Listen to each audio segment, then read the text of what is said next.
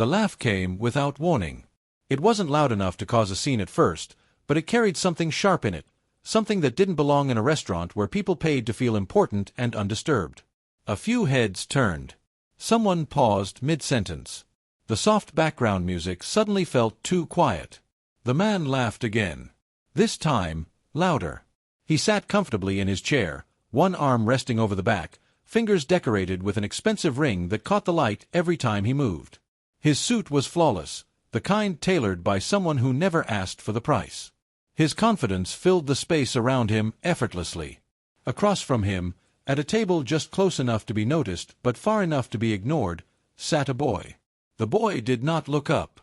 He stared at the table, eyes fixed on a small stain in the cloth, as if concentrating hard enough might make the world disappear. His shoulders were tight. His hands rested together on his lap, unmoving. The silence around him stretched. "Well," the man said, still amused. "Nothing to say." A few people smiled awkwardly. Others pretended to focus on their meals. The boy didn't react. That was when the man smiled wider. The restaurant was elegant, expensive, and selective. The kind of place where everyone inside believed they belonged there, everyone except the ones who didn't. Soft lights reflected off polished silverware, and conversations floated low and controlled, never rising above what was socially acceptable. The millionaire belonged. The boy clearly did not. He wore simple clothes. Clean, carefully chosen, but worn in places where time leaves its mark. His posture wasn't relaxed. It was trained, as if he had learned early how to make himself smaller. Next to him sat his mother. She noticed the man's eyes lingering on her son. She noticed the tone in his voice. She noticed the way the air around them seemed to tighten. Her jaw clenched. The man took a sip of his drink and leaned slightly forward. "Kids these days," he said loudly, glancing at nearby tables. "Always quiet. Always staring. Makes you wonder if they even understand what's going on around them." A short laugh followed. Nervous. Uncertain. The boy didn't move. The man tilted his head, studying him. "Hey, kid," he said. "I asked you something." "Nothing." The silence made him uncomfortable now, but instead of backing down, he pushed harder. "What is it?" he continued. "Too shy? Or just slow?" The mother's fingers tightened around her napkin. The boy's breathing quickened slightly, but he kept his eyes down. The man laughed again, louder than before. "Cat got your tongue," he added. This time, no one laughed with him. The room felt different now. Heavy. Expectant. The boy remained silent, not out of defiance, not out of fear, but because the words were never going to come. They never had. The mother stood up. Her movement was calm, controlled, but it drew every eye in the room. "My son is deaf," she said. Her voice wasn't loud. It didn't need to be. "He cannot hear you," she continued. "He never could." The silence that followed was immediate and complete. The man's smile vanished. The boy slowly lifted his head for the first time that night. His eyes met the man's. They weren't angry. They were tired. And in that moment, the laughter that once filled the room felt painfully out of place. The man didn't speak right away. He opened his mouth, then closed it again, as if words had suddenly become unreliable. His face flushed, not with anger, but with something unfamiliar, exposure. The kind that stripped away confidence and left nothing solid underneath. Around him, the restaurant had gone completely still. No forks moved. No glasses clinked. No one pretended anymore. The mother remained standing, her posture straight, her hands steady despite the storm inside her chest. She had expected resistance. An argument. A sharp reply meant to put her back in her place. None came. The man shifted in his seat, clearing his throat. "Well, I didn't know," he muttered, forcing a thin smile. "If I had known—" "If you had known," the mother interrupted calmly, "you might have laughed quieter." The words landed softly, but they cut deep. A few people nearby looked away, embarrassed. Others stared openly now, no longer pretending this was none of their business. The man felt it, the weight of their attention, the quiet judgment pressing in from all sides. The boy watched closely. He watched the man's lips move, the way his smile struggled to stay in place, the way his eyes avoided his mother's. He didn't understand every word, but he understood enough. He always did. He saw discomfort. He saw regret, real or not, he couldn't tell. The mother slowly sat back down. She placed her hand over her son's, grounding him. He squeezed her fingers once in response. The man glanced around, searching for an exit that didn't exist. His power, so effective moments earlier, had evaporated in silence. There was no one to laugh with him now. No one to support him. A server approached hesitantly, eyes flicking between the tables. "Sir," she said quietly, addressing the man, "would you like anything else?" He shook his head too quickly. "No. No, I think we're done here." The words sounded final, but not by choice. He stood, smoothing his jacket, movement stiff and awkward. Chairs scraped softly as people shifted to give him space. No one spoke. No one helped. As he walked toward the exit, the sound of his footsteps felt louder than his laughter ever had. When the door closed behind him, something released in the room. A collective breath. The mother exhaled slowly, her shoulders sagging just a fraction. The tension she had been holding finally loosened. She hadn't realized how tightly she had been gripping it until it was gone. The boy looked around. People avoided his gaze at first, then slowly, one by one, some met his eyes. A woman nodded slightly. A man offered a small, awkward smile. It wasn't pity. Not exactly. It was acknowledgement. The waitress returned, this time with a gentle smile. "I'm so sorry," she said softly to the mother, then turned to the boy, making sure he could see her lips clearly. "Dessert is on the house." The boy hesitated, then nodded. As the plate was set in front of him, he studied it for a moment. Chocolate cake. Rich and carefully plated. Something he would never have ordered himself. He took a bite. It tasted different tonight. Not because the recipe had changed, but because the room had. The mother watched him eat, her eyes burning. She blinked quickly, forcing the tears back. She didn't want this moment to be heavy for him. She wanted it to feel normal. Safe. But normal had always been complicated. She thought back to all the times she had chosen silence. All the moments she had lowered her eyes, pulled her son closer, whispered for him to ignore it. She had believed she was protecting him. Tonight, she wondered how many times silence had protected others instead. The manager approached their table a few minutes later. "I want to apologize," he said sincerely. "That should never have happened." The mother nodded. "And thank you," he added after a pause, "for speaking up." She looked surprised. "For doing your job?" she asked gently. "For reminding us what it is," he replied. When they finally stood to leave, the boy paused near the door. He glanced back at the room one last time, taking in the faces, the lights, the quiet hum of conversations resuming. He didn't feel small. Outside, the night air was cool. Cars passed, lights flashing, vibrations traveling through the pavement and into his feet. The city was loud in ways he couldn't hear, but he felt it all the same. He looked up at his mother and signed carefully. "Did I do something wrong?" She stopped walking. She knelt slightly to meet his eyes. "No," she said, her voice firm. "You did nothing wrong. You never did." He nodded, processing. After a moment, he signed again. "Then why did it feel like I won?" She smiled through tears. "Because sometimes," she said, "silence isn't weakness." They walked on, disappearing into the city, leaving behind a restaurant that would never quite forget the night it learned the same lesson. And somewhere, not far away, a man replayed the sound of his own laughter in his head, over and over, wishing, for the first time in his life, that he had listened before he spoke. The following morning arrived quietly. For the boy, mornings were always silent, but this one felt different. There was no heaviness pressing on his chest when he opened his eyes. No tight knot of anticipation about what the day might bring. Just light filtering through the curtains and the familiar outline of his room. He lay still for a moment, staring at the ceiling, replaying fragments of the night before. The man's face. The sudden stillness of the room. His mother's voice. The way people had looked at him afterward, not through him. He sat up slowly. At the kitchen table, his mother was already awake, stirring coffee she had forgotten to drink. Dark circles framed her eyes, evidence of a night spent thinking instead of sleeping. She looked up when she noticed him.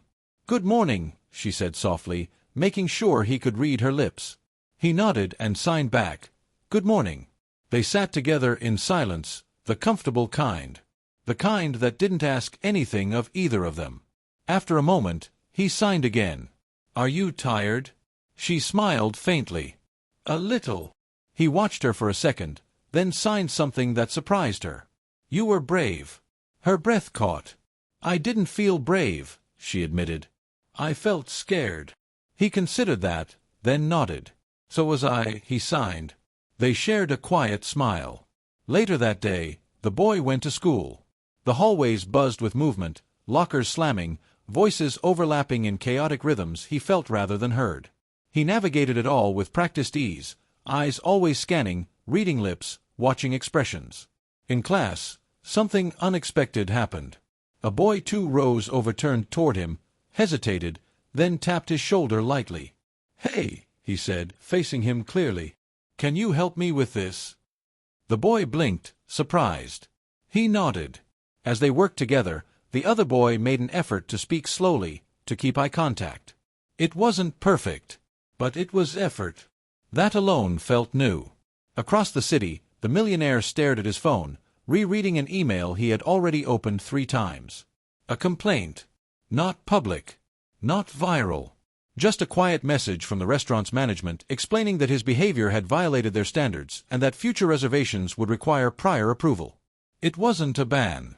But it was a boundary. He leaned back in his chair, exhaling sharply.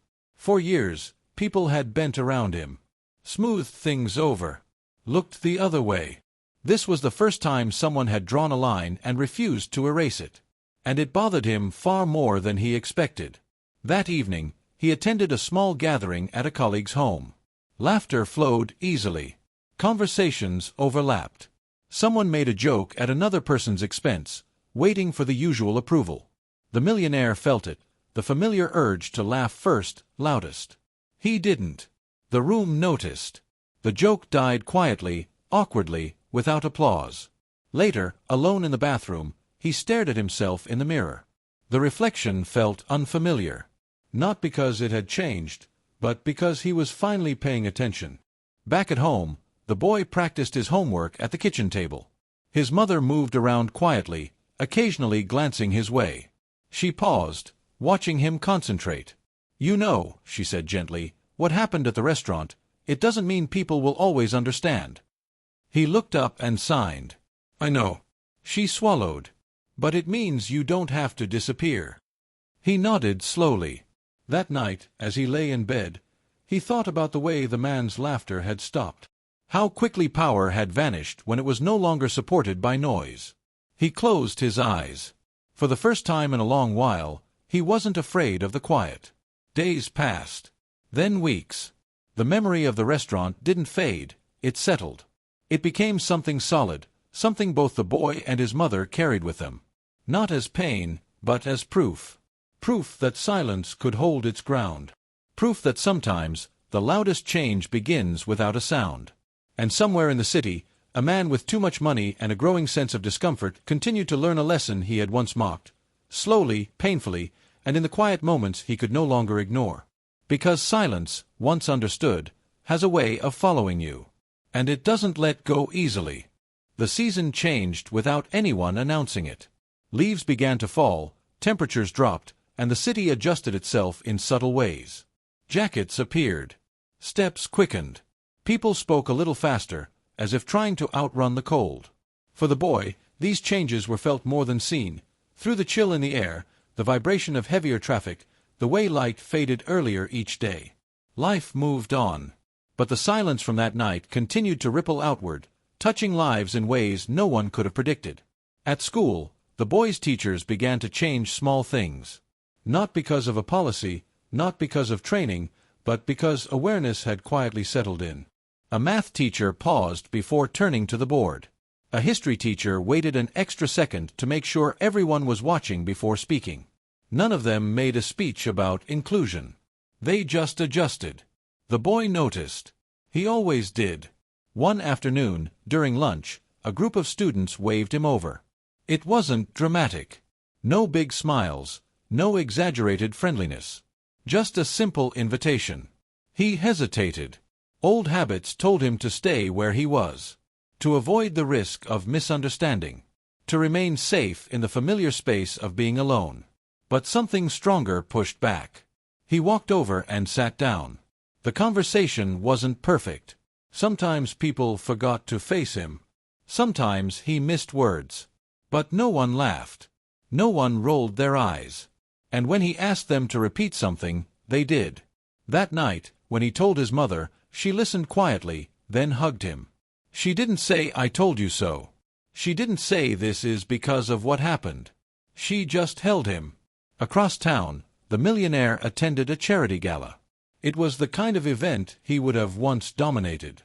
Cameras, speeches, applause carefully timed to flatter the right people. He wore another perfect suit. His smile returned, practiced and polite. But something was different. When he spoke, he noticed how often he waited now. How he listened, not out of strategy, but out of uncertainty. He found himself watching reactions instead of assuming them. At one point, a young man stood to speak. His voice shook slightly. He paused, struggling to find his words. The room grew uncomfortable. Once, the millionaire would have filled that gap with a joke. Instead, he waited. The young man continued. Afterward, applause filled the room, real this time. The millionaire clapped too, slower than the others, feeling a strange tightness in his chest. Not pride. Not guilt. Recognition. Later that night, he stepped outside for air. The city lights blurred in the distance. He pulled out his phone, opened his contacts, and stopped. There was a number he hadn't called in years. His sister. Her son was deaf. He had never known what to say to him. He hesitated, then pressed call. When she answered, surprised, he didn't start with an explanation. He didn't mention the restaurant. He didn't justify himself. He simply asked, "How is he?" The pause on the other end of the line was long. Then she answered. Back in their small apartment, the boy sat at his desk, sketching.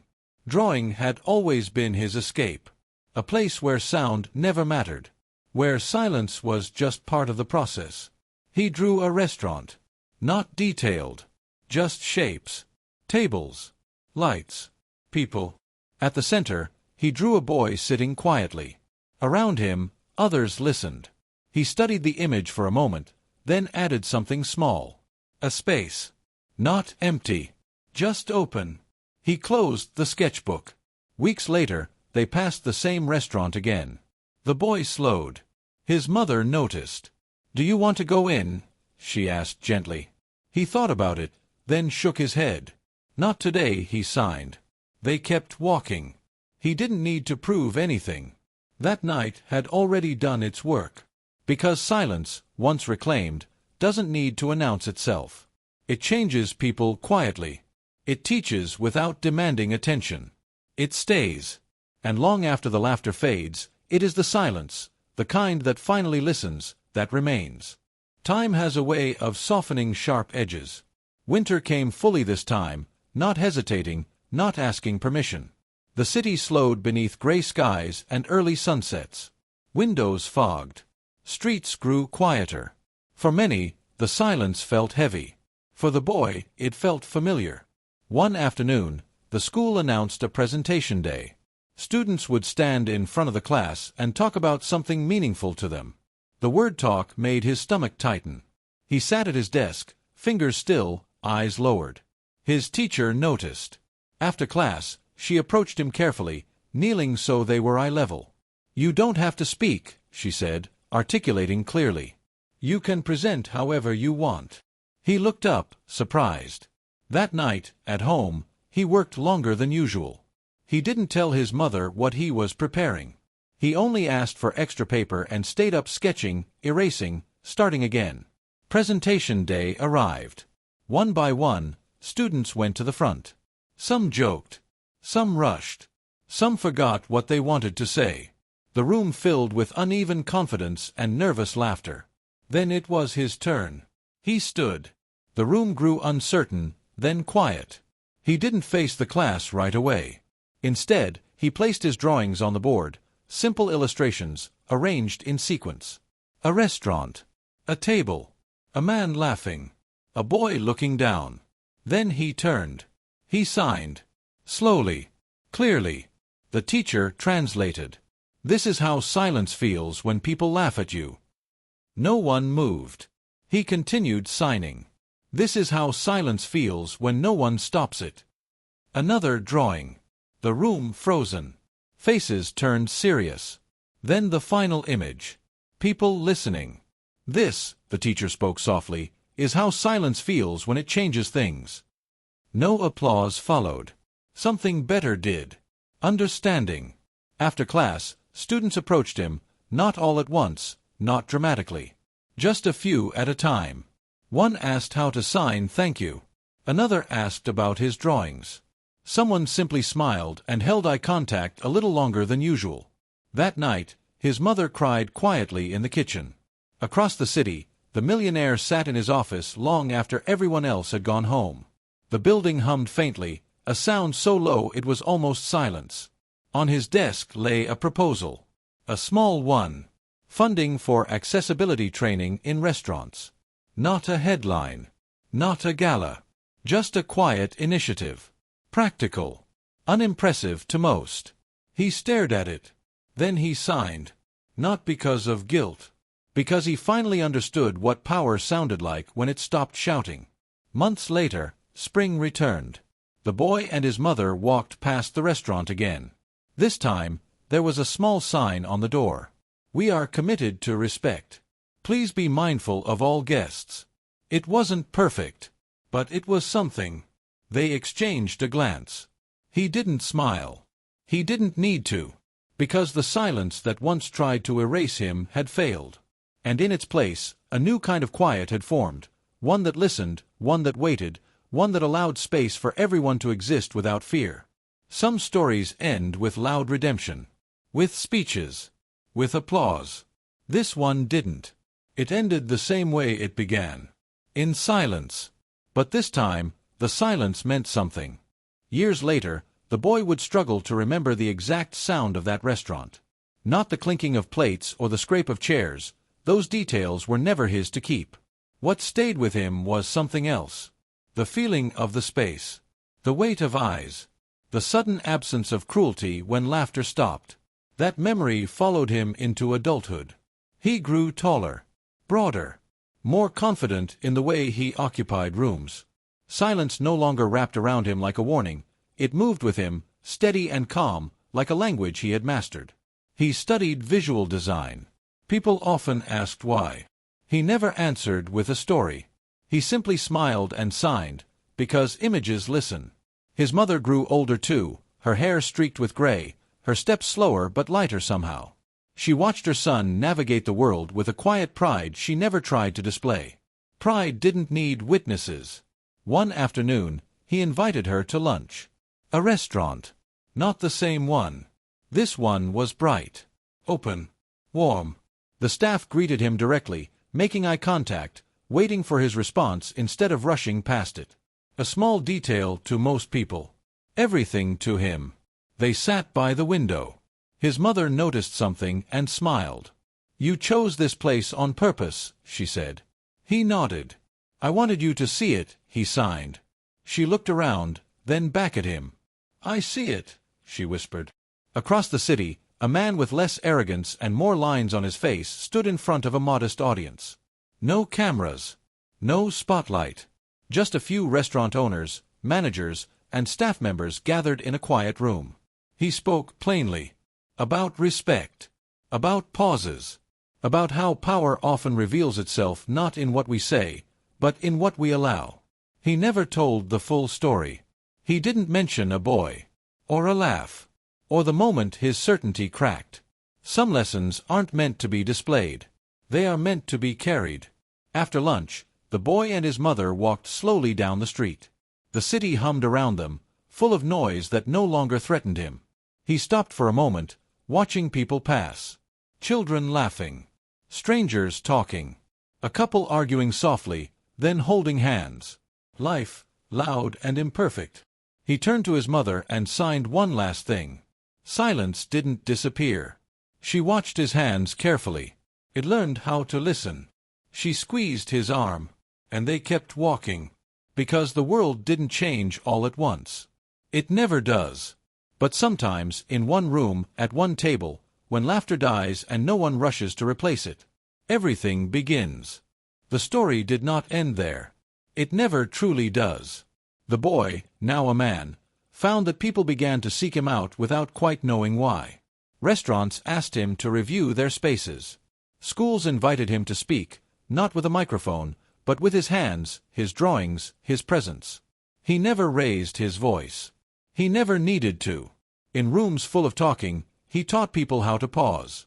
He showed them that communication was not sound, it was attention. During one workshop, a manager asked him, "What should we do when we don't know how to respond?" He smiled, then signed slowly. "Wait." The translator hesitated, then spoke the word aloud. The room grew still. "Waiting is not weakness," he continued signing. "It is respect." That sentence stayed with many of them longer than any rulebook ever could. His mother attended those talks when she could, sitting quietly in the back.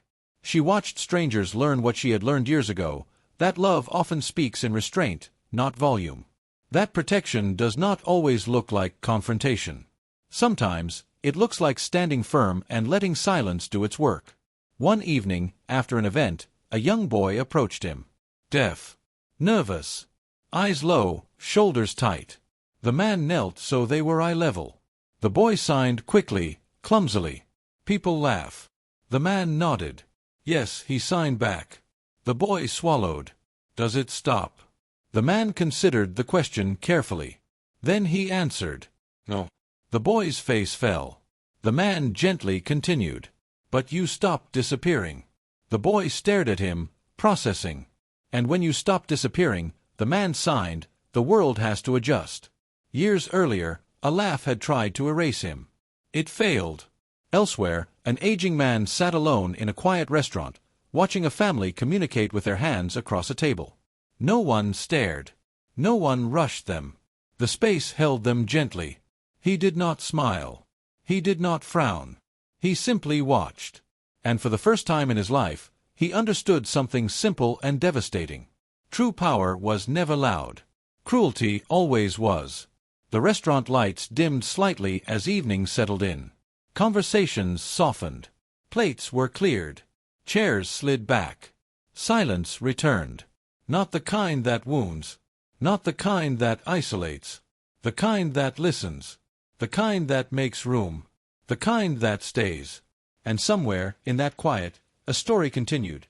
Not as a memory, not as a warning, but as a quiet shift that moved from person to person, table to table, moment to moment. Unannounced. Unapplauded. Unstoppable. The quiet spread in ways no one tracked. Not through headlines. Not through trends. But through habits. A waiter pausing before speaking.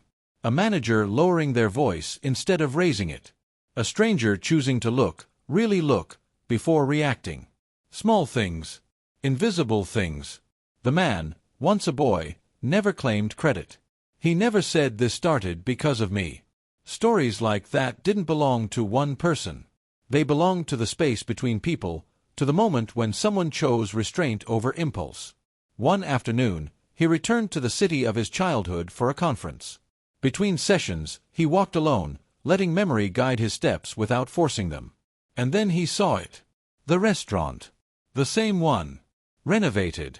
New windows. Softer lighting. Different name on the sign. But the shape of it was unmistakable. He stopped. For a long moment, he didn't move. His heart didn't race. His chest didn't tighten. The place no longer held power over him, but it still held history. He went inside. A host greeted him, waited, noticed his hands, adjusted without embarrassment. "Table for one?" she asked, facing him clearly. He nodded. As he sat, he noticed something subtle. A family a few tables away was signing. Casually. Comfortably. No tension. No lowered heads. No one stared. He ordered, ate slowly, watched the room breathe. At one point, laughter erupted from another table, warm, shared, harmless. It rose and fell naturally, leaving space behind it instead of damage. He closed his eyes briefly. This was the silence that followed laughter when laughter had done no harm. Across the room, an older man stood near the counter, paying his bill. Their eyes met for a fraction of a second. Recognition flickered. Not certainty. Not accusation. Just a quiet awareness that two lives had once crossed without permission. The older man nodded. The younger man returned it. Nothing else was needed. When he left the restaurant, the air outside felt lighter than he remembered.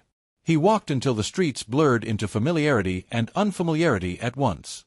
That evening, he called his mother. "I went there," she read on his lips through the screen. She didn't ask where. She just smiled. "Are you okay?" He nodded. "I was always okay," he signed. "I just didn't know it yet." She laughed softly, the sound vibrating faintly through the phone. After the call ended, he sat by the window of his hotel room, watching lights turn on one by one across the city. So many lives. So many rooms. So many chances for cruelty or restraint. Silence would never save everyone. But it could still interrupt something harmful long enough for kindness to step in. And sometimes, that interruption was enough. The night deepened. The city settled. Somewhere, someone paused before speaking. And somewhere else, a boy, unseen, unheard, but no longer erased, felt the world make just a little more room for him. The story did not conclude. It simply continued. Quietly. Morning arrived with a thin line of light cutting through the hotel curtains. He woke before his alarm, the way he often did, and sat on the edge of the bed, letting the city come into focus. Traffic pulsed below like a distant heartbeat. People hurried. Someone laughed. Somewhere, a door slammed. Life, continuing without ceremony. He dressed, packed his bag, and checked out. As he waited for his ride, a young employee at the front desk hesitated, then raised her hands awkwardly. She signed, imperfectly but earnestly, "Thank you." He smiled. "You're welcome," he signed back. Her eyes widened, not in surprise, but in relief, as if she had been holding her breath. During the drive to the airport, he watched reflections slide across the window. Faces. Buildings. Fragments of a world that had once felt close to him. Now, it felt unfinished. At the conference later that day, he was scheduled for the final session. The room was full, not overflowing, not silent, just present. People sat with notebooks open, phones face down. Waiting. He didn't begin immediately. He stood there, hands at his sides, allowing the pause to stretch. Some shifted in their seats. Others leaned forward.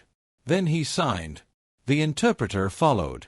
"Before we talk about accessibility," the voice said, "we need to talk about discomfort." He signed again. Most harm doesn't come from hatred.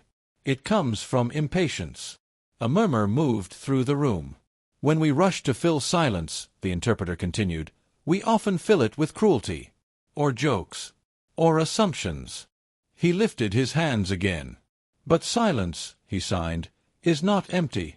It is a space where choice exists." The room was utterly still now. "Every one of you," the voice said, "has power. Not because of your job. Not because of your voice. But because you decide whether someone feels seen or erased." He ended the talk the way he always did. By stopping. No closing line. No gesture for applause. Some clapped anyway. Some didn't. All of them remembered. Weeks later, far away, a child sat at a table in a noisy restaurant, hands folded tightly in his lap. His hearing aids buzzed uselessly. He felt small. Exposed. At the table next to him, a stranger noticed. The stranger didn't laugh. Didn't stare. Didn't rush. They simply waited. The child looked up. That was all it took. Back in his own city, the man stood at a crosswalk, waiting for the light to change. A group beside him joked loudly, their laughter sharp, careless. Then one of them stopped. Just for a second. The laughter softened. The light turned green. People moved forward together. No one noticed the moment it happened. That was the point. Because change rarely announces itself. It doesn't demand credit. It doesn't need to be loud. It lives in pauses, in restraint, in the courage to let silence exist without fear. And as long as someone, somewhere, chose to wait instead of mock, the story would keep going. The pause lingered longer than anyone expected. Not in the room. In the world. Months passed, then years, and the man learned something quietly profound. Silence had momentum. Once people experienced it as something safe, they began to protect it. They defended it without words. They passed it on without realizing they were doing so. He saw it in airports, where staff waited patiently instead of repeating themselves louder. In cafes, where menus slowly began to include small symbols, small gestures, small acknowledgments. In conversations, where people asked, "Did I explain that well?" instead of assuming they had. None of this was traced back to him. That was important.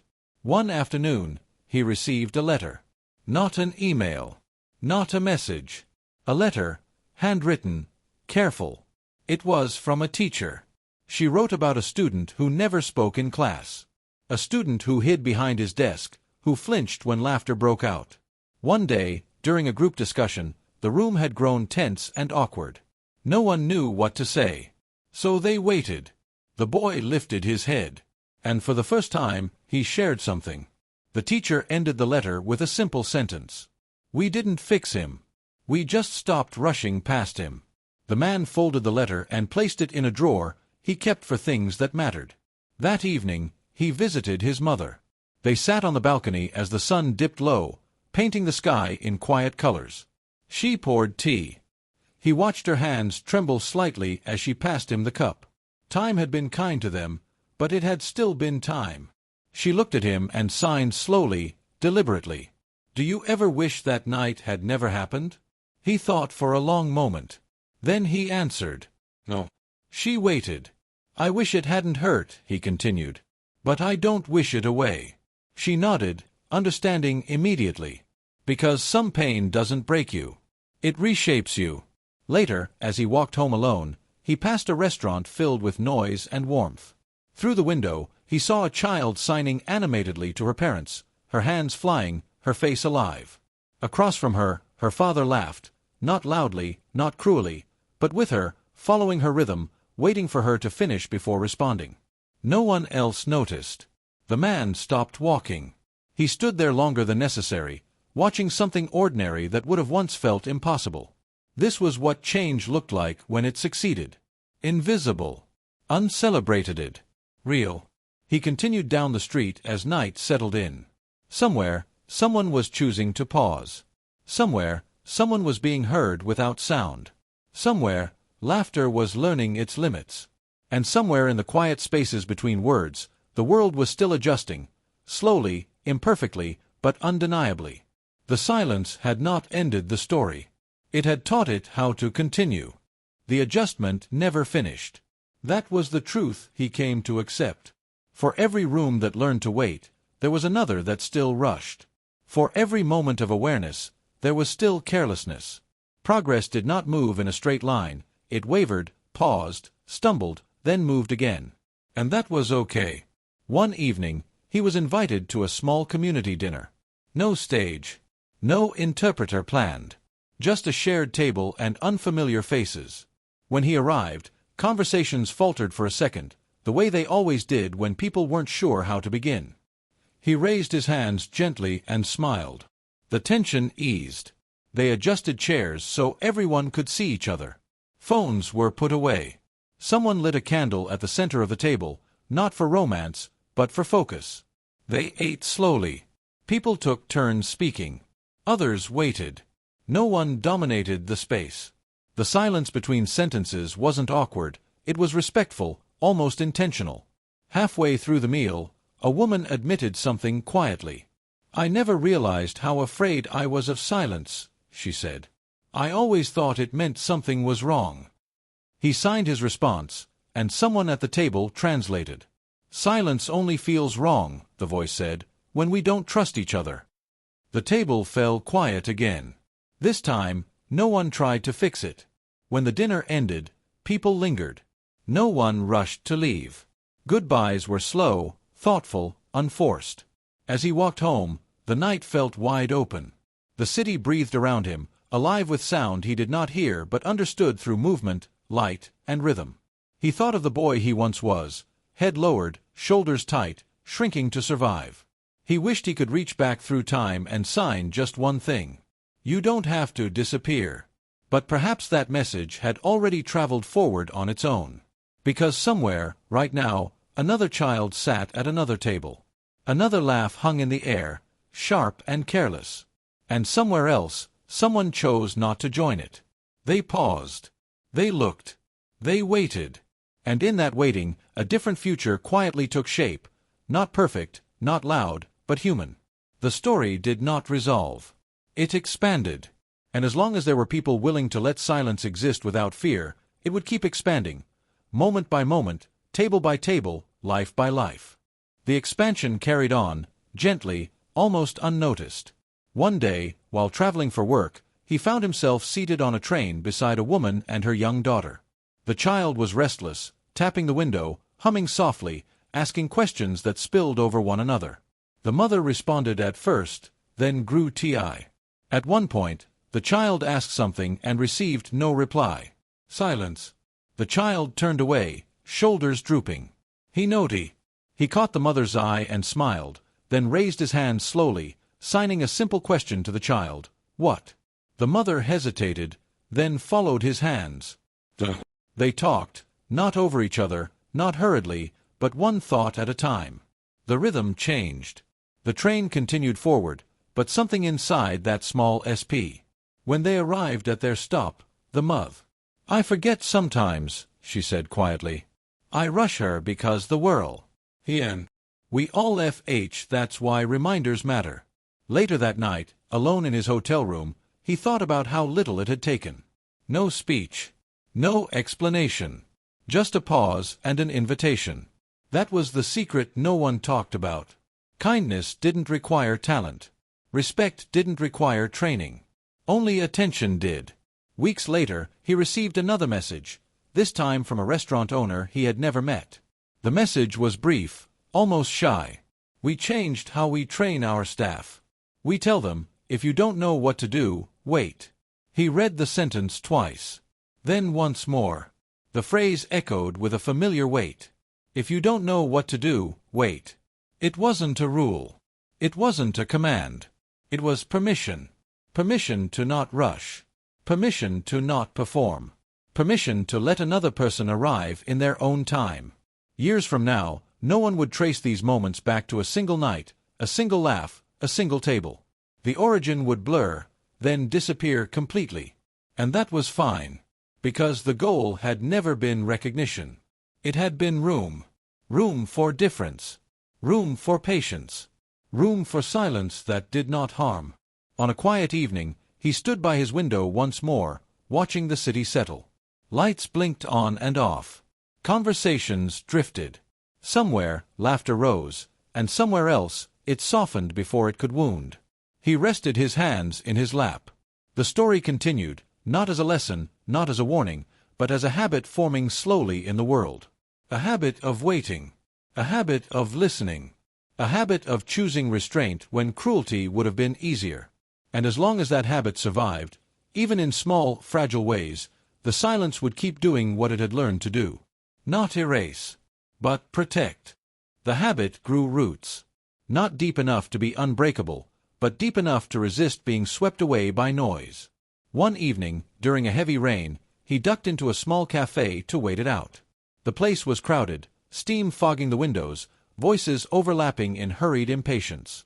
At the counter, a barista struggled to take orders from a line that grew restless by the second.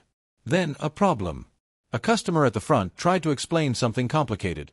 An allergy, a concern, a request that didn't fit neatly into the menu. Words tangled. The line sighed. Someone scoffed. The old tension rose. The barista looked flustered, eyes darting, fingers tapping the counter. He watched. He waited. And then, unexpectedly, the person behind the impatient customer raised a hand.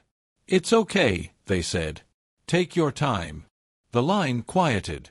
Not completely, but enough. The barista exhaled and nodded gratefully. The conversation resumed, slower, clearer. The problem was solved. No applause. No acknowledgement. Just coffee served, rain falling, people moving on. But something had been interrupted. Later, seated alone with his cup, he felt a familiar warmth, not happiness exactly, but alignment. A sense that the world, though imperfect, was learning a new reflex. Across the city, in a modest apartment, a teenage girl practiced signing in front of her mirror. She had started learning after her younger cousin was diagnosed as deaf. At first, it felt awkward, slow, embarrassing. Now, it felt necessary. At school the next day, when a classmate hesitated during a presentation, lost in thought, words failing him, the room filled with the usual anxious energy. She remembered something she didn't know where she had learned. She waited. Others followed. The boy found his words. That night, the man walked home under clearing skies. Puddles reflected streetlights, stretching the city into shimmering fragments. He stepped carefully, not wanting to disturb the reflections too quickly. He thought about how silence had once felt like a punishment. Now it felt like a tool. Not sharp, not loud, precise. Silence could create space where none existed. It could slow cruelty long enough for empathy to catch up. It could turn a moment of potential harm into one of quiet dignity. He reached his building and paused before going inside. Above him, in dozens of apartments, people were eating, arguing, laughing, reconciling. Some were rushing. Some were waiting. The balance was never perfect. But it was shifting. He smiled to himself, small and unremarkable, then went inside. Because the story did not belong to him anymore. It belonged to every moment when someone chose patience over impulse. And tomorrow, somewhere, somehow, someone would pause again. And the silence would hold. Choice, he learned, was fragile. It had to be renewed constantly. One night, on his way home, he witnessed a moment that tested everything he believed. A crowded bus. Late. Tense. People tired and impatient. At the front, a man struggled to communicate with the driver, his words unclear, his timing off, his gestures misunderstood. Groans spread through the bus. Someone laughed. Someone else muttered something sharp. The familiar edge returned. For a heartbeat, no one intervened. He felt it then, the old pull. The instinct to shrink back, to let the moment pass without him. Silence could protect, yes, but it could also hide. He stood. Not abruptly. Not dramatically. He moved closer, caught the driver's eye, then the man's. He slowed his hands, his body, the moment itself. He gestured calmly, translating confusion into clarity. The bus waited. Some reluctantly. Some curiously. But they waited. When the issue was resolved and the bus lurched forward again, no one applauded. A few avoided eye contact. One woman nodded quietly. That was all. He sat back down, heart steady. Silence, he realized, was not passive. It required courage to hold it in public. It required presence to keep it from becoming neglect. That night, sleep came slowly. He thought about how easily silence could tilt toward indifference if no one stepped into it with care. How restraint without empathy could become distance. How waiting still demanded attention. In the morning, he woke with a decision. Not a grand one, just a small alignment. He would not only teach people to wait. He would teach them when to step forward. Weeks later, during a workshop, someone asked him, "How do we know when silence is helping, and when it's hurting?" He paused. Longer than usual. Then he signed. When silence creates space, stay in it.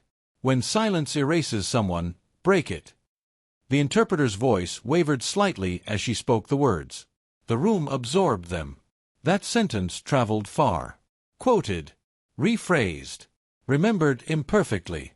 That was fine. Precision wasn't the goal, awareness was. Years earlier, a laugh had tried to make him disappear. Now, he stood comfortably in rooms that once would have swallowed him whole. Not loud.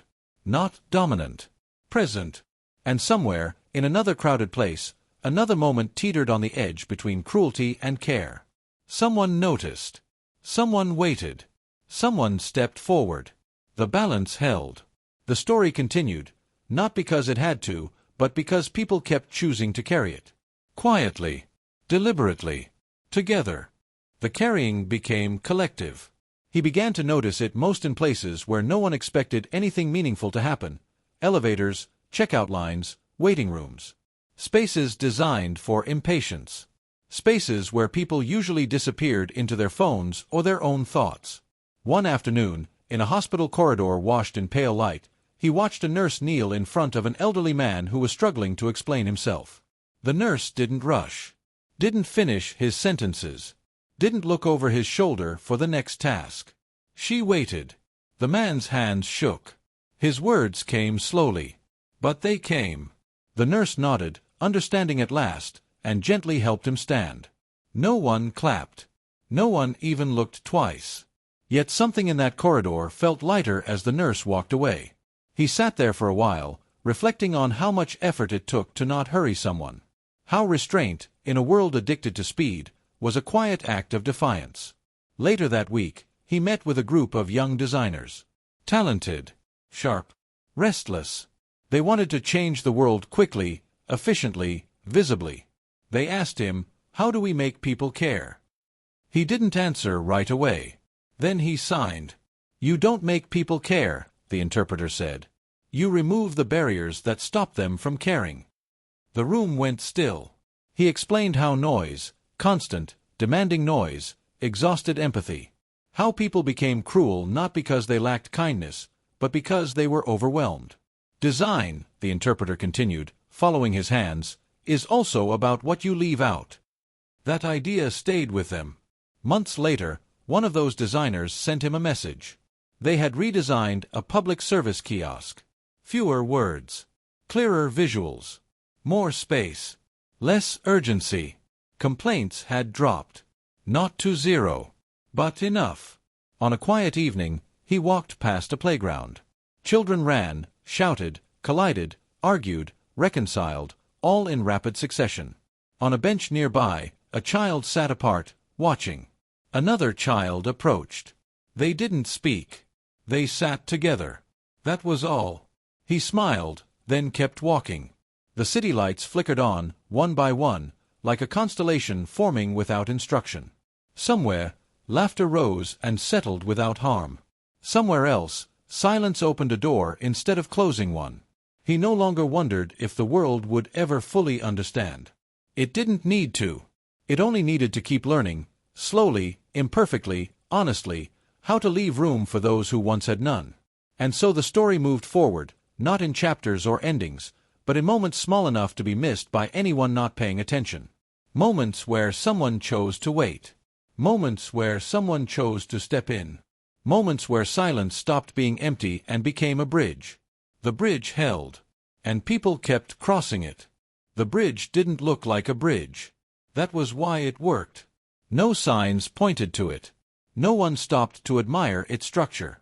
People crossed it without realizing they had stepped onto anything at all.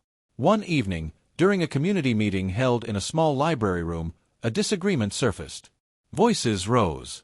Interruptions stacked on top of one another. Familiar patterns returned, the fastest speaker gaining ground, the quietest fading into the walls. He watched from the side. At the far end of the table, a woman tried to speak. She lifted her hand once, then lowered it. Her lips parted, then closed again. Each pause pushed her further back into invisibility. The room pressed on. This time, silence was not helping. He leaned forward slightly and raised his hand, not to speak, but to pause the flow. The motion was subtle, almost unnoticeable. But someone saw it. "Wait," a man said. She was trying to say something. The room stilled. The woman looked up, startled. She spoke slowly at first, then with more confidence as the space held. Her idea wasn't perfect. It didn't solve everything. But it mattered. When she finished, no one rushed to replace her words. The meeting continued, messy, human, unresolved, but different. Afterward, she approached him. "Thank you," she said quietly. He shook his head and signed. "You were already there. You just needed space." She nodded, eyes shining, then left. Walking home under a darkening sky, he thought about how often people believed they needed permission to exist. How rarely they were told they already had it. The city hummed around him. Sirens in the distance. Footsteps behind him. A bus exhaling at a stoplight. All of it layered, imperfect, alive. Years from now, someone might try to write this story down and ask where it truly began. With a laugh. With a boy. With a moment of silence. They would get it wrong. It began every time someone chose not to rush past another human being. Every time someone noticed hesitation and protected it.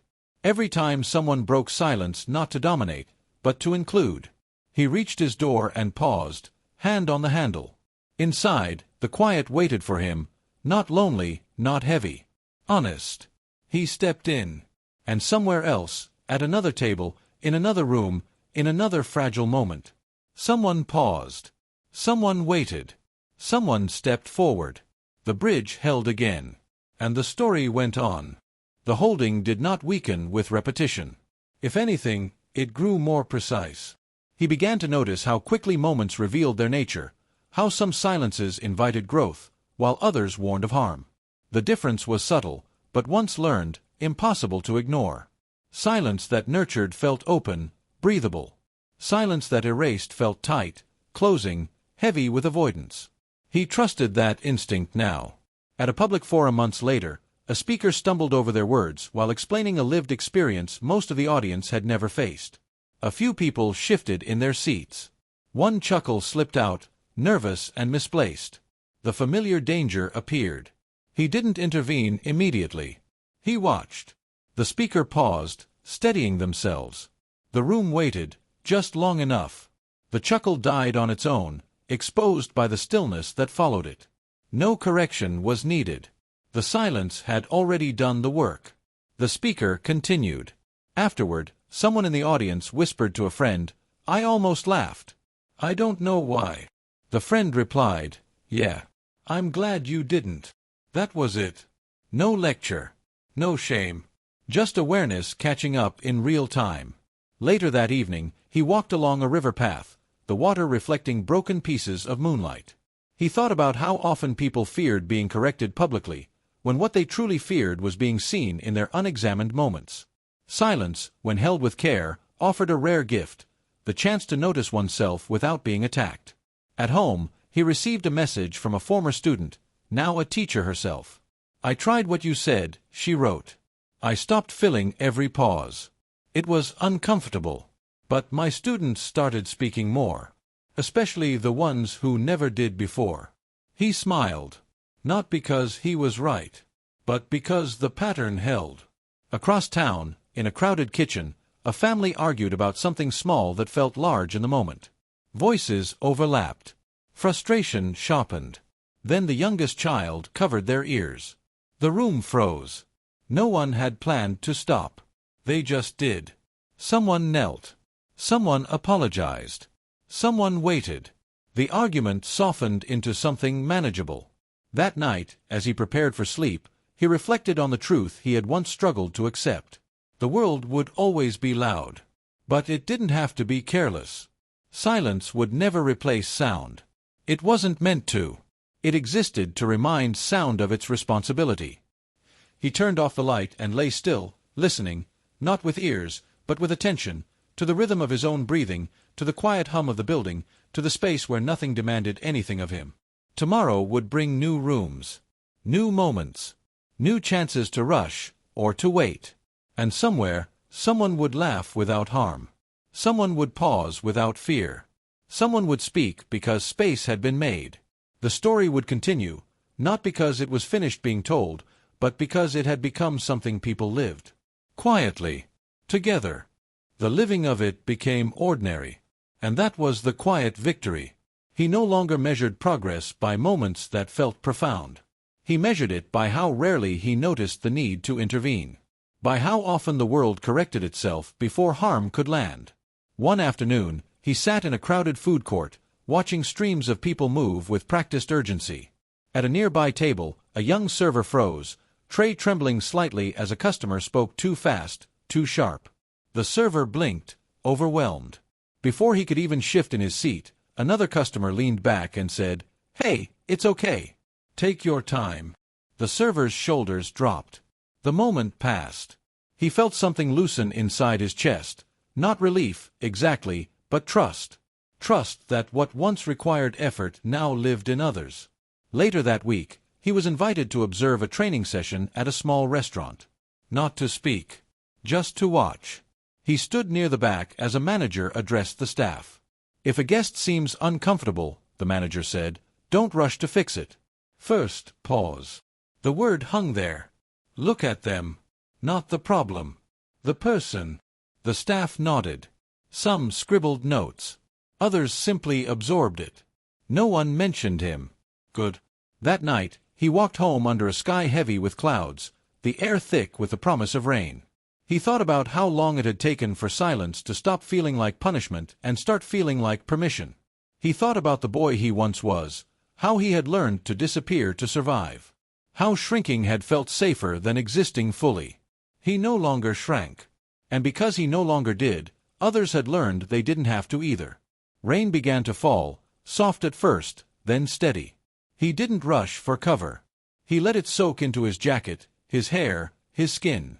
The rhythm of it grounded him. Around him, people hurried, laughed, complained, waited at crosswalks.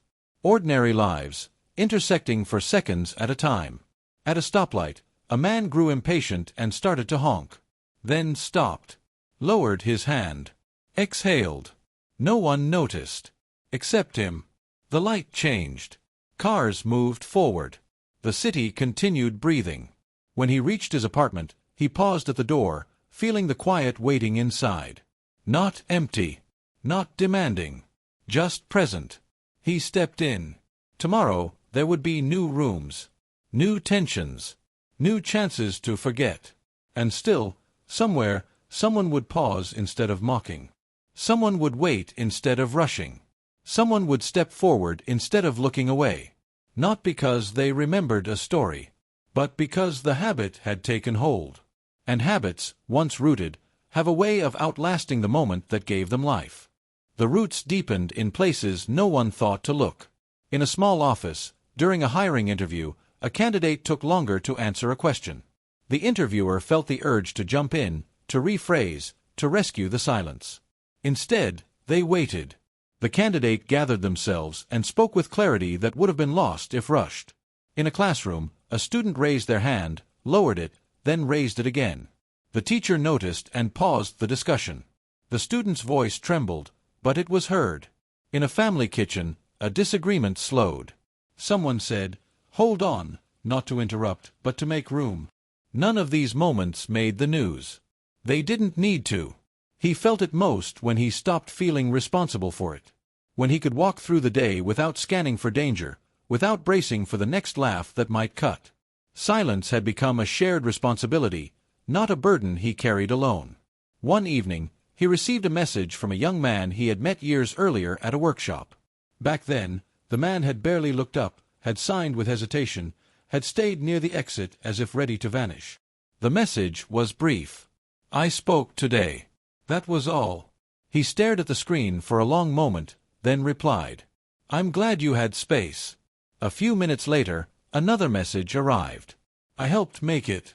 He smiled. Later, walking through a neighborhood he didn't know well, he passed a street musician setting up. The musician adjusted their stand, tested the acoustics, then began to play. The notes drifted out, uneven at first, then settling into a steady rhythm. People slowed. Someone dropped a coin. Someone else stayed longer than they planned. Between songs, the musician let the quiet linger. No rush. No apology. The silence made the next note matter more. He stood there until the set ended, then moved on, carrying that small truth with him. Silence didn't compete with expression, it framed it. At home, he opened the window and let the city's distant sounds wash in. He sat with them, attentive, unafraid. He thought about the long chain of moments, some painful, some gentle, that had led here. He didn't wish any of them away. Because the world hadn't become kinder by getting louder. It had become kinder by learning when to stop. The night stretched on, calm and unfinished. Somewhere, someone was choosing patience.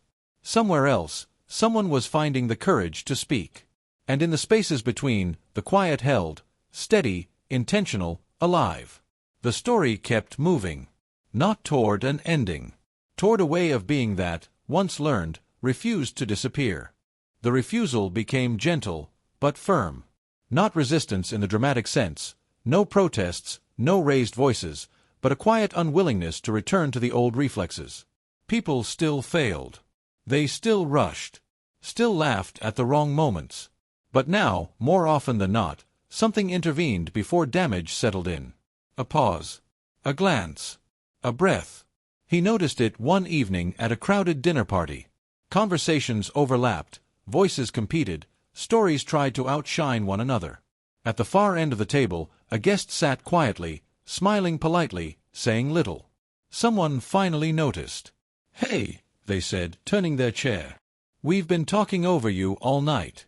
What do you think?" The guest hesitated, then spoke. The table listened. Not because they were instructed to. Because the moment invited it. He watched, saying nothing, feeling no urge to explain why it mattered. The explanation was already happening in real time.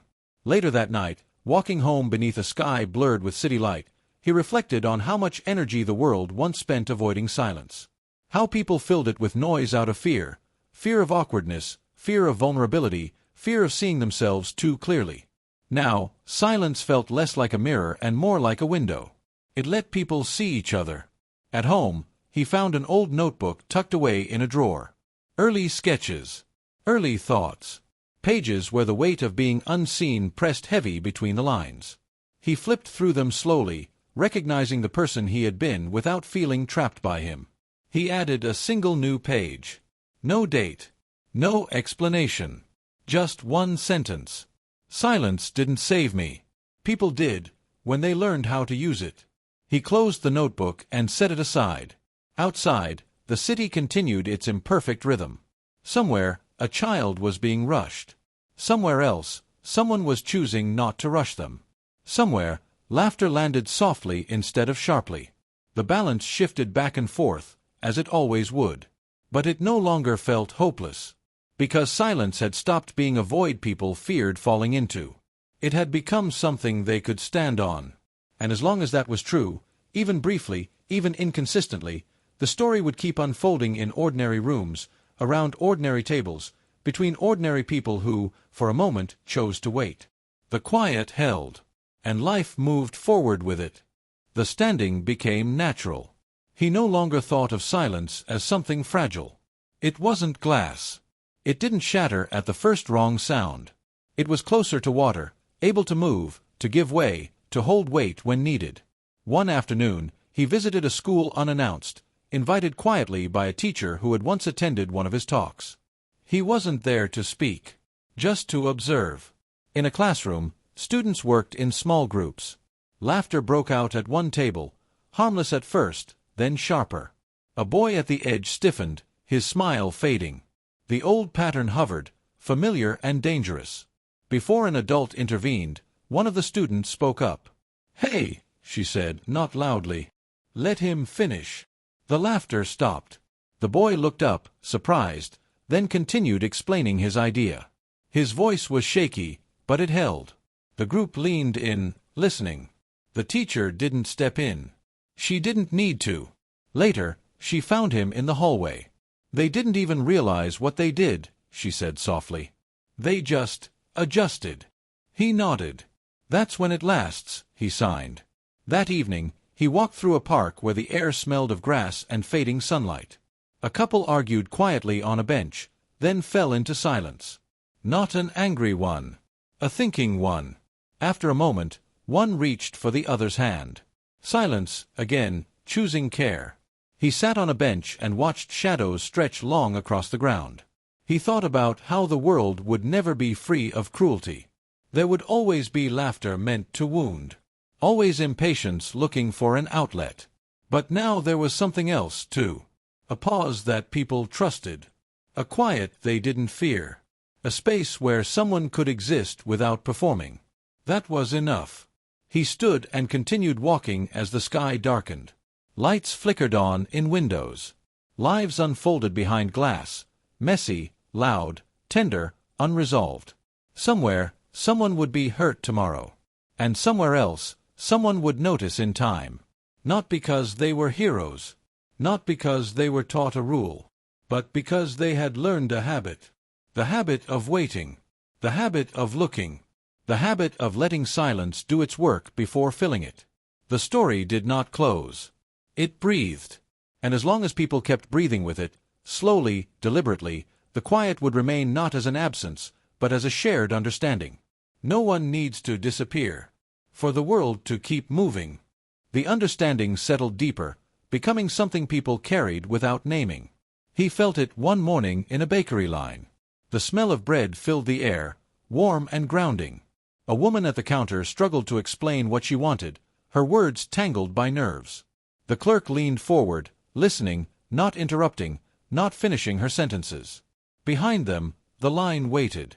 No sighs, no tapping feet, no jokes to ease discomfort. Just patience. When the woman finally smiled in relief and stepped aside, someone in line said quietly, "Take care." It was nothing. It was everything. He walked out with his bread and stood on the sidewalk for a moment longer than necessary, letting the ordinary goodness of the moment sink in. Once, such patience would have felt rare, almost miraculous. Now, it appeared often enough to trust. Later that day, he met with a small group of volunteers working with refugees. Different languages, different traumas, different ways of expressing pain. They asked him how to help people open up. He signed slowly, deliberately. "You don't open people," the interpreter said. "You make space and let them decide." One volunteer frowned. "What if the silence feels awkward?" He smiled. "Then sit with the awkwardness," the voice translated. "It won't hurt you. But rushing might hurt them." The room grew thoughtful. Weeks passed. Seasons shifted again. The city shed its heat, then its cold. Time kept its own rhythm, indifferent and fair. One evening, he sat with his mother, watching the sky fade into dusk. She moved more slowly now, her hands not as steady as they once were, but her eyes were calm. She signed to him, gently. "Do you think the world is better?" He considered the question carefully. "I think it's learning," he answered. She nodded. "Learning takes time." "Yes," he signed. "But it means we haven't given up." They sat together in the quiet, the kind that no longer asked to be filled. Across the city, in countless small rooms, people were making choices without knowing why. Waiting instead of interrupting. Looking instead of laughing. Speaking when silence harmed, staying quiet when silence healed. No one called it a movement. Movements demand attention. This didn't. It lived in habits. In pauses. In the courage to let moments breathe. And so the story continued, not louder, not faster, not resolved. Just steadier. As long as someone, somewhere, chose not to rush past another human being, the quiet would remain. Not empty, not weak, but strong enough to hold them both. The steadiness became something people relied on without realizing it. Like gravity. He noticed it during a long train ride, seated across from a teenager who kept glancing at him, curious but unsure. Finally, the teenager raised his hands clumsily and signed one word wrong. "Hello." The boy winced, embarrassed. He smiled and signed back, correcting it gently. The boy's shoulders relaxed. They spent the rest of the ride exchanging simple signs, slow and imperfect, punctuated by long stretches of silence that felt neither awkward nor forced. When the train stopped, the boy waved and signed again, better this time. "Thank you." He nodded, watching the doors close. Another small route. Another quiet shift. At a public library weeks later, he saw a sign taped near the reading area. "Please respect quiet." Not everyone experiences noise the same way. No logos. No campaign name. No explanation. Just an invitation. He sat beneath it for a while, reading, listening to the absence of urgency in the room. Pages turned. Chairs moved softly. A child whispered, then stopped herself, eyes wide, not from fear, but from understanding. He thought about how once, silence had felt like something imposed on him, something that separated him from others. Now it felt shared. That evening, he dreamed of the restaurant again. But it was different. There was no laughter. No tension. Just people sitting at tables, some talking, some quiet, all existing comfortably in the same space. In the dream, he wasn't a child or an adult. He was simply there. When he woke, the feeling lingered, not haunting, but complete. Days later, during a workshop, a participant asked him something unexpected. "Do you ever get tired of waiting?" He paused. Then he answered honestly, "Yes." The room laughed softly, kindly. "But," the interpreter continued, following his hands, "being tired is better than being erased." The laughter faded into thoughtful silence. He packed his things afterward and stepped outside. The air was cool. Evening approached. The city prepared for another night of noise and quiet layered together. He walked without hurry. Somewhere ahead, someone would stumble over their words. Someone would hesitate. Someone would almost laugh. And somewhere nearby, someone else would notice. They would pause. They would wait. They would choose care. Not because they were perfect, but because the world had taught them, slowly, quietly, that patience was not empty time. It was a place where people could arrive. And as long as that place existed, even imperfectly, the story would not end. It would keep moving forward, one pause at a time. The pauses began to outlive him. Not in a dramatic way. No plaques, no dedications, but in the way habits outlast the hands that first practiced them. He grew older, quieter in body but not in presence. His hair thinned. His steps shortened. His hands, once so precise, sometimes trembled before settling into meaning. People waited anyway. At a community center one afternoon, a young woman stood before a small crowd, nervous, fingers hovering in the air. She was learning to sign publicly for the first time, terrified of mistakes. Someone in the back whispered, "Take your time." She did. The room did not rush her.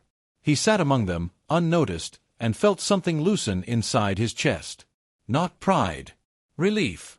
The kind that comes when you realize something fragile has survived without constant protection. Later, alone on a park bench, he watched children play. One boy spoke rapidly, words tumbling over each other. Another child beside him listened more than spoke, responding slowly, carefully. The fast-talking boy stopped mid-sentence. "Sorry," he said. "Go ahead." The other child smiled and continued. No adult corrected them. No lesson followed. It simply happened. As dusk fell, the park lights flickered on. He stayed seated, letting the chill seep through his coat, unbothered. He had learned long ago that some things were worth feeling fully. He thought about the man in the restaurant, not with anger anymore, but with clarity. How easy it had been for that man to laugh. How unfamiliar it must have felt to be confronted by silence instead of resistance. Silence had not humiliated him. It had reflected him. And mirrors, when held steady, change people whether they want to or not. Years passed. When he finally stopped attending events, people noticed only because something felt different, subtly quieter, oddly heavier. They waited longer than usual during discussions. Someone always said, "Let's pause." They didn't remember where the habit came from. They just knew it mattered.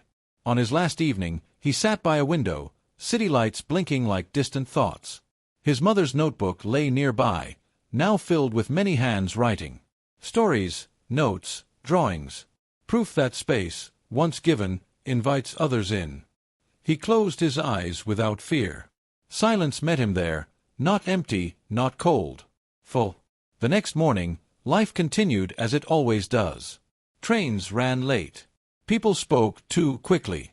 Mistakes happened. But somewhere, in a cafe, a server waited while a customer gathered their words. Somewhere else, a classroom grew quiet before a hesitant voice spoke. Somewhere, laughter softened itself. No one announced it. No one took credit. The world simply paused. Just long enough for someone to be seen. And that was enough. The pauses kept appearing in places no one expected. In hospital corridors where machines hummed and fear pressed heavy, nurses learned to stand still when a patient struggled to explain pain. In courtrooms, a judge learned to wait instead of interrupting, letting trembling words land without pressure. In classrooms, teachers learned that silence was not defiance, but sometimes courage gathering itself. No one connected these moments. But they were connected. Years later, a young journalist began noticing something odd while interviewing people for a long-form piece about modern communication. Again and again, sources mentioned the same thing in different words. They didn't rush me. They actually waited. There was this quiet, and suddenly I could talk. The journalist followed the thread without knowing where it led. Old community records. Faded photographs. Workshop flyers with no logos. Mentions of a man whose name appeared briefly, then disappeared. No controversy. No scandal. Just impact. When the article was finally published, it didn't go viral. It didn't trend. It was shared slowly, thoughtfully, often with no caption at all. Readers finished it and sat back. Some closed their phones. Some looked at the people around them. Some did nothing, but carried the feeling forward. In a restaurant one evening, long after the original room had been renovated and renamed, a wealthy man laughed too loudly at a joke that landed wrong. Across the table, a child fell quiet, eyes dropping, hands tightening in their lap. The laughter faded. Not because someone scolded him.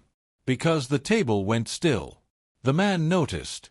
He cleared his throat, unsure why his joke no longer felt funny. "Hey," he said, softer now. "Sorry. What were you saying?" The child looked up, surprised, and spoke. Outside, traffic moved. Glass clinked. Life went on, imperfect and loud and hurried. But inside that small pocket of time, silence did what it had always done best. It made room. Not for shame. Not for virtue. For humanity. And somewhere, no longer tied to a face, a story, or a name, the quiet held steady, waiting patiently for the next moment when someone would need it. It always would. The quiet didn't ask to be preserved. It didn't need protection or explanation. It simply showed up, again and again, wherever people were tired of performing and ready to be honest, even if they didn't know that was what they wanted. In a crowded office, a meeting stalled when a junior employee froze mid-sentence. Once, someone would have jumped in, finished the thought, moved things along. Instead, the room waited. The pause stretched, uncomfortable but intact. "I'm nervous," the employee finally admitted. "I've never said this out loud before." No one smiled politely. No one checked their phone. They listened. The idea that followed wasn't perfect, but it was real. And it changed the direction of the project in a way no one had predicted. At a family dinner, an uncle who usually dominated every conversation stopped himself halfway through a story. He glanced at his niece, who had been trying to speak for several minutes. "Go on," he said, surprising even himself.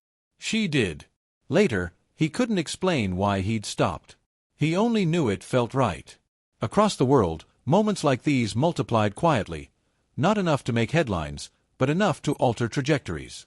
Friendships formed that might have dissolved.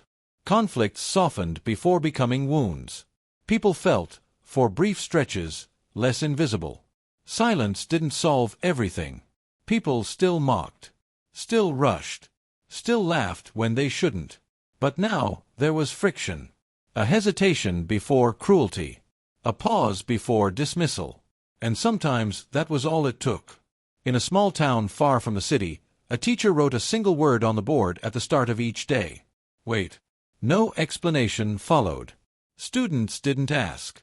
Over time, they learned what it meant in practice. Hands stayed raised longer.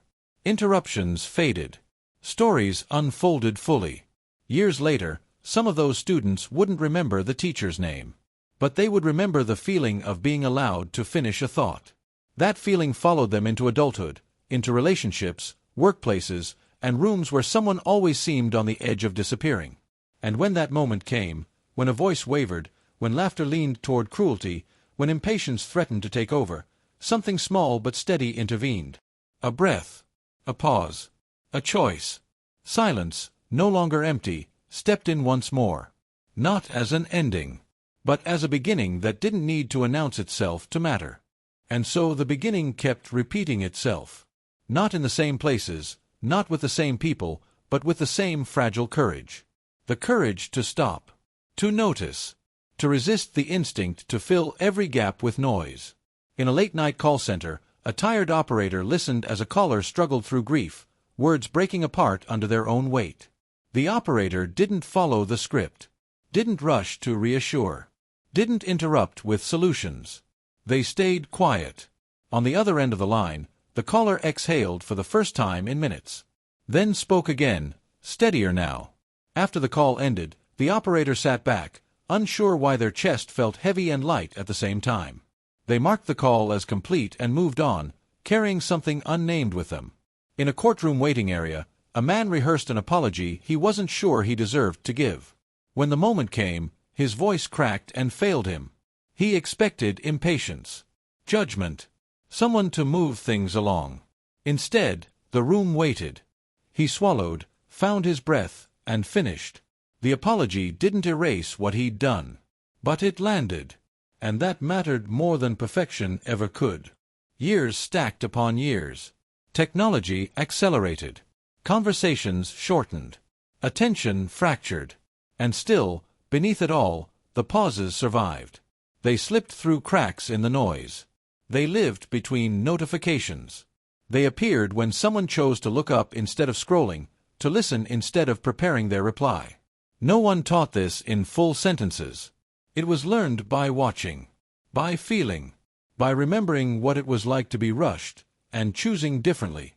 Somewhere, a child who had once been waited for grew into an adult who waited for others. Somewhere, a laugh softened before it cut.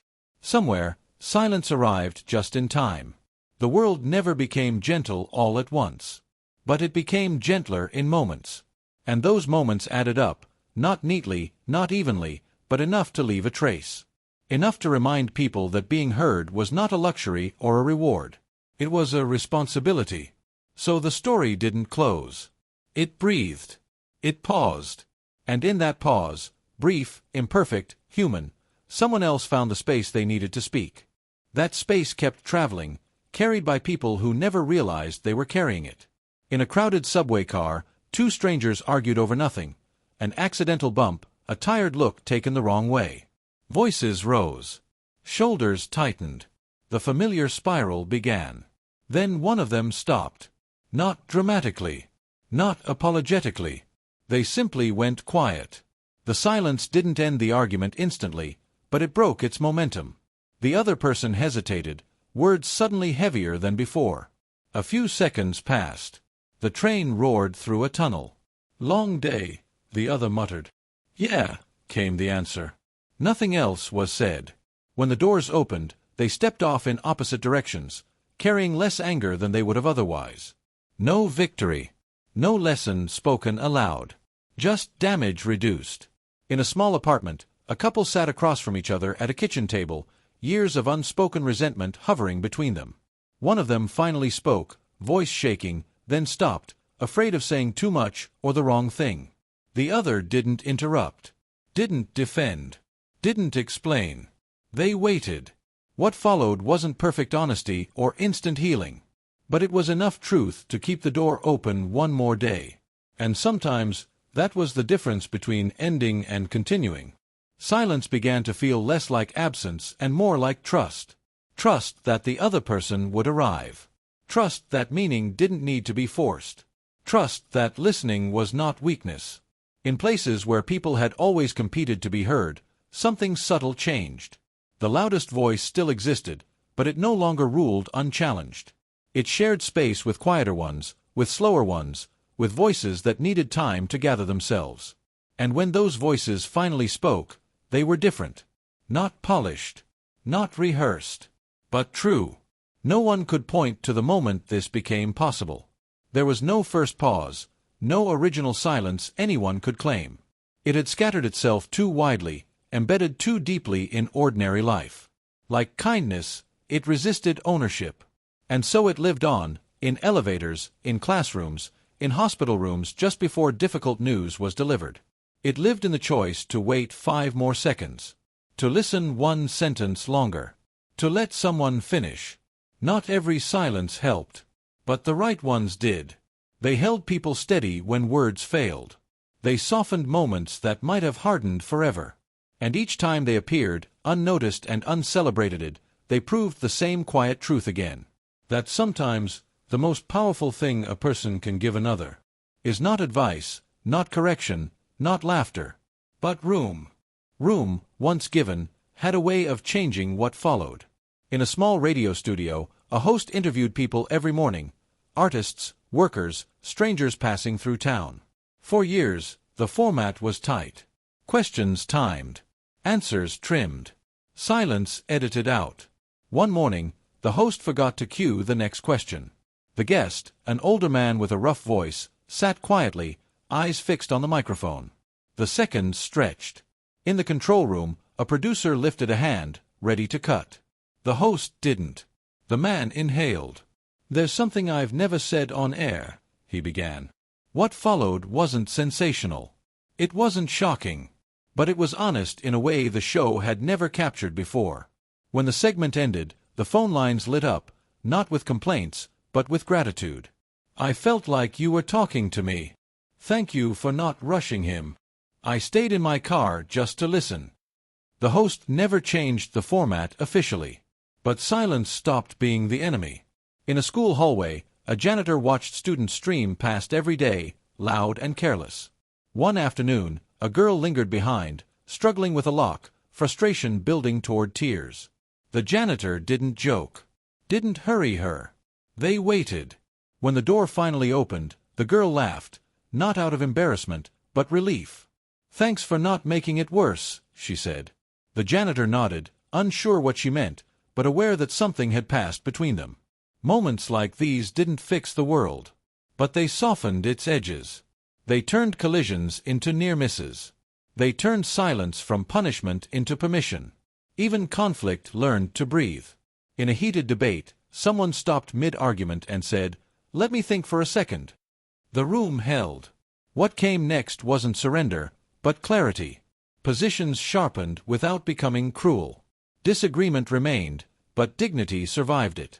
People began to trust pauses the way they once trusted volume. They learned that not every gap needed filling. Not every emotion needed translating immediately.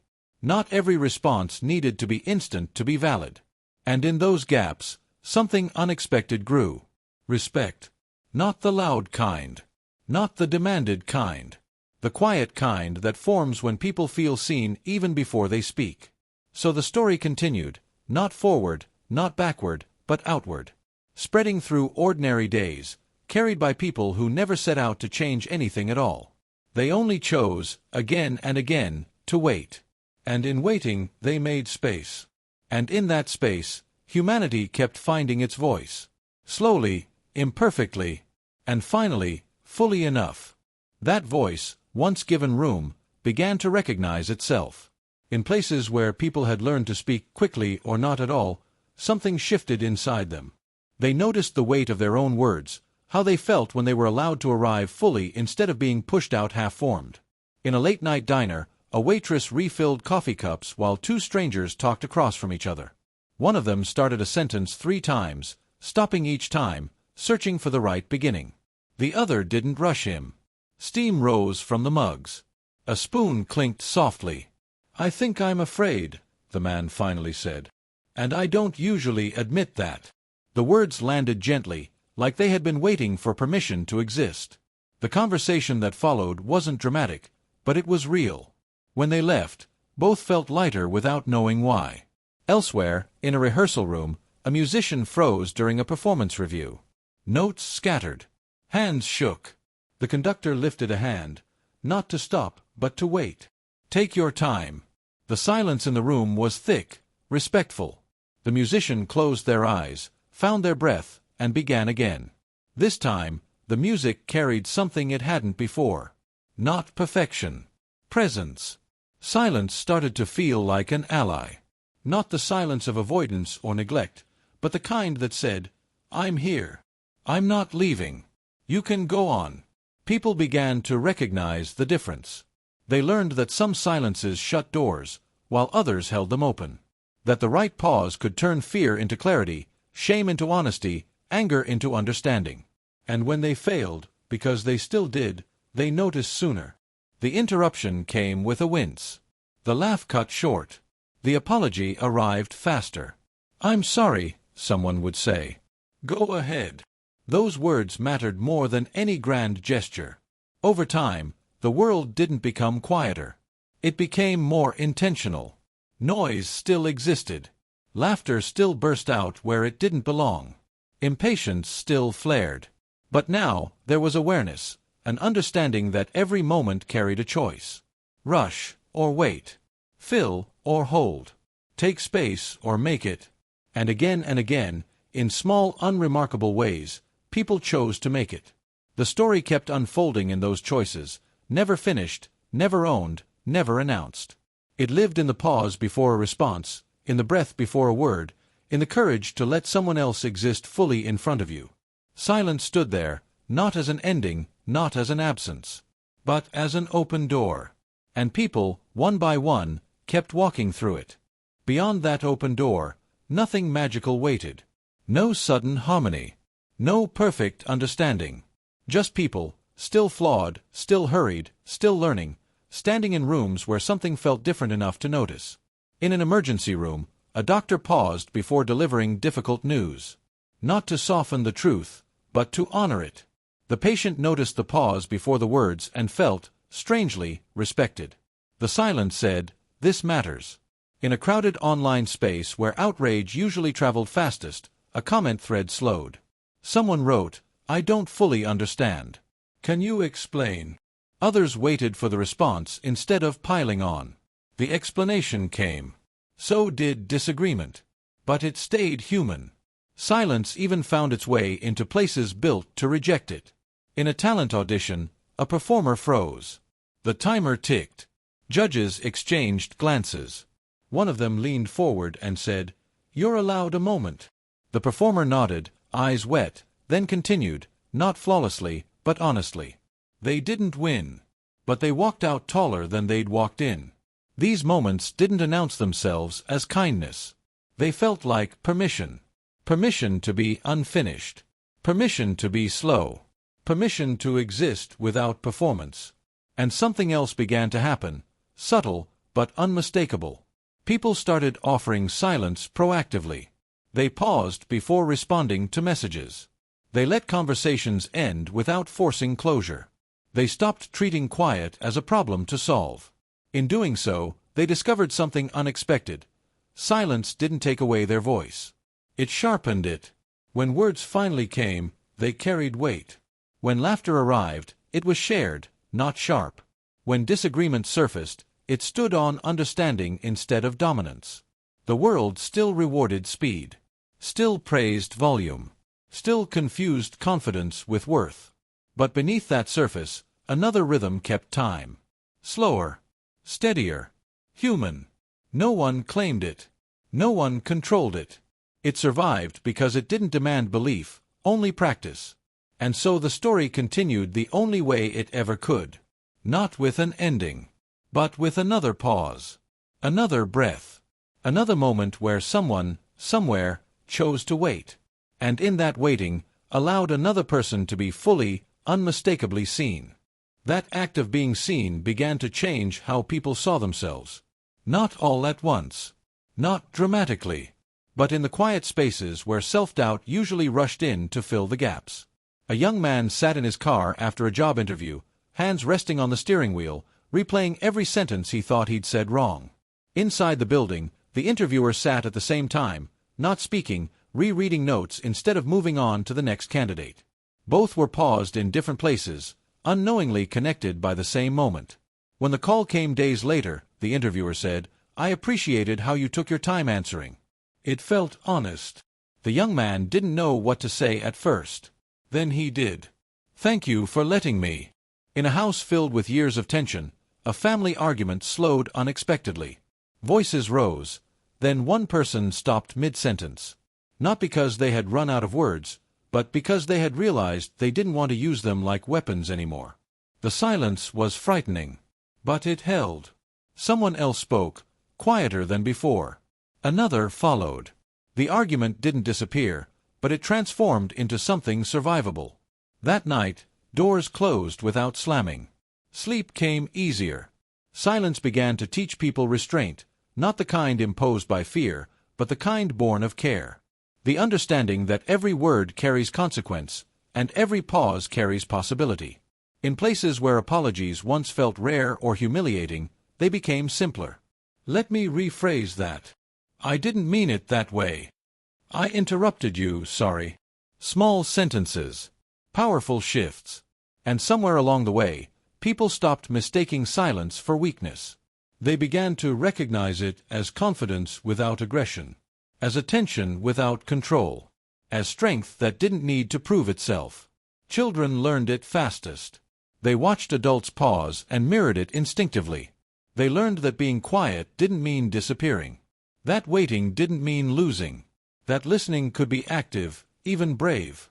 A teacher once asked a class what silence meant. Hands went up. It's thinking. It's respect. It's when you care enough to wait. No one laughed, because it made sense. The story kept unfolding, not toward a conclusion, but toward depth. Layer by layer, pause by pause, breath by breath. And every time someone resisted the urge to rush past another human being, the world bent, just slightly, toward something better. Not louder, not faster, but truer. So silence stayed, not as a rule, not as a command, but as a choice people kept making, one moment at a time. Eventually, the story found its ending the only way it ever could. Quietly. There was no single moment when the world changed for good.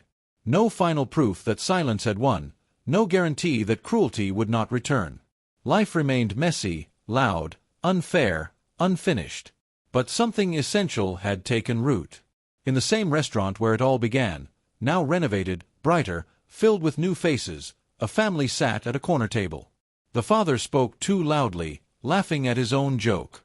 The mother glanced around, a little embarrassed. A child at the table sat differently from the others, hands moving instead of mouth, eyes careful, aware. A laugh almost crossed the line. Almost. Then it faded. Not because someone demanded it. Not because of fear. Because everyone felt it. The father noticed the child's hands. He stopped talking.